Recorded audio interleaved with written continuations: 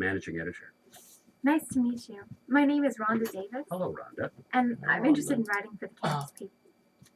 For centuries, people have told stories to explain the moving lights in the night sky, the curtains of greenish-white light with pink fringe.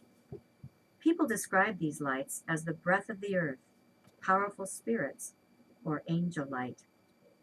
An early 20th century explorer wrote about the bloody red and ghostly green lights. These lights, of course, are the aurora borealis, the northern lights, and in the south, the aurora australis. Most of the time, they're greenish-yellow, but sometimes they take colors from violet to red. The auroras can be seen at any time of the year with the right atmospheric conditions. They're most often seen near the north and south poles during times of maximum solar activity. The closer to the north or south pole you are, the better you can see the lights. The auroras occur in the ionosphere. The ionosphere is the layer of the upper atmosphere where high-energy solar radiation strips electrons from oxygen and nitrogen atoms and leaves them as positively charged ions. The auroras are the result of a complex interaction between the solar wind and the Earth's magnetic field. Here's what happens. The sun's heat charges the particles in the solar wind, a stream of electrically charged subatomic particles that continually emanates from the sun. As the solar wind approaches Earth, it's deflected by Earth's magnetic field and diverted north and south toward the magnetic poles. The interaction between the solar wind and the magnetosphere generates beams of electrons.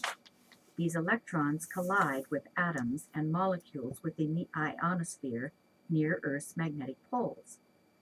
The collisions rip apart molecules and excite atoms.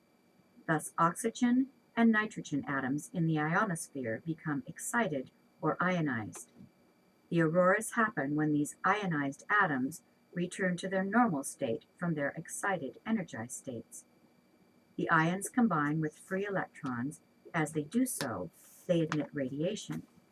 Part of this radiation is visible light, the aurora borealis and aurora australis. Yes, Simon? It sounds kind of like electricity. Yes, that's right. The auroras are an electrical phenomenon.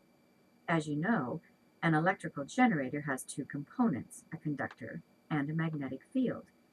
To generate electricity, the conductor has to move across the field to produce a force. With the auroras, the conductor is the solar wind carrying a stream of charged particles. So what happens is when the charged particles reach Earth's magnetic field, they move along in the field towards the north and south magnetic poles. Exactly.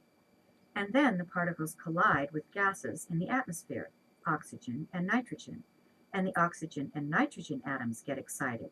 And then, when the particles get de-excited and return to their normal state, they emit the auroras by releasing energy in the form of light. Oxygen releases either dark red or ghostly green. Nitrogen emits rosy pink or magenta. The activity of the auroras varies with the sun's activity. When the sun is quiet, the auroras can be seen only in a small area. When the sun is active, however, the aurora borealis can be seen across southern Canada and the northern United States. For centuries,